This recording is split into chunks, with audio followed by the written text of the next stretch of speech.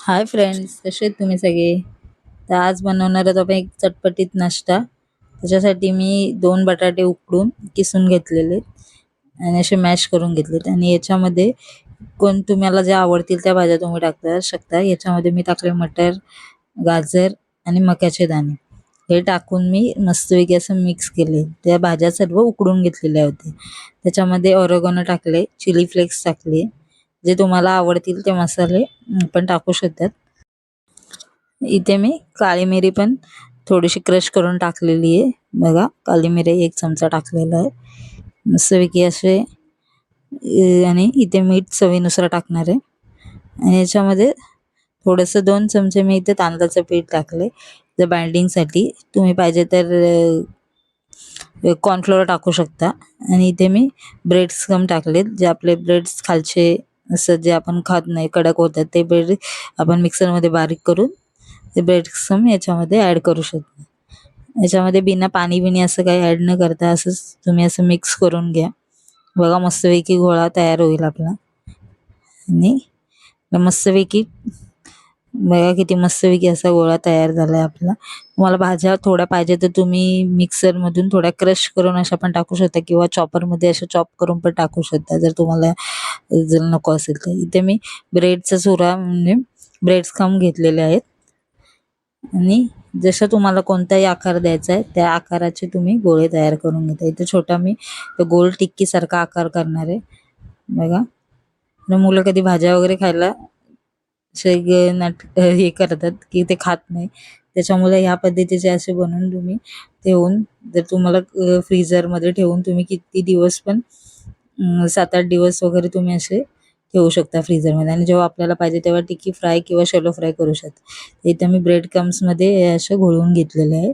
बघा, इथे मी आता गोल आकाराचं करत आहे. जर तुमच्याकडे कोणते कटर असतील वेगळ्या शेपचे वगैरे चौकोन किंवा हार्ट शेप किंवा स्टार शेप असे तुम्ही त्याच्यामध्ये टाकून पण बनवू शकता.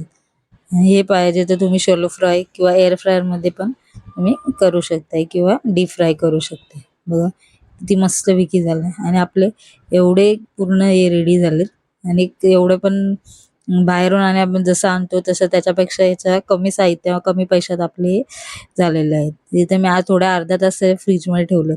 फ्रीजमध्ये ठेवल्यामुळे ते ब्रेड्सम वगैरे त्यांना चिपकून मस्तपैकी सेट होऊन जात. इथे मी 2 हे एअर फ्रायरमध्ये केलेले आहेत.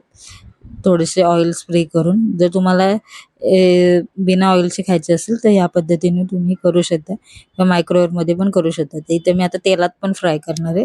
आता तेल गरम करून घेतले आणि त्याच्यामध्ये एक टिक्की टाकलेली आहे बघा. इथे मस्तपैकी हाय फ्लेमवर, कारण आपलं आतमधलं सर्व शिजलेलं आहे त्याच्यामुळे हाय किंवा थोडे मीडियम फ्लेमवर तुम्ही हे शिजवून घ्या. हलवू नका त्याला आणि 2-3 मिनिटात त्याला पलटी करा. असं गोल्डन ब्राऊन मस्तपैकी होईपर्यंत याला फ्राय करून घ्या.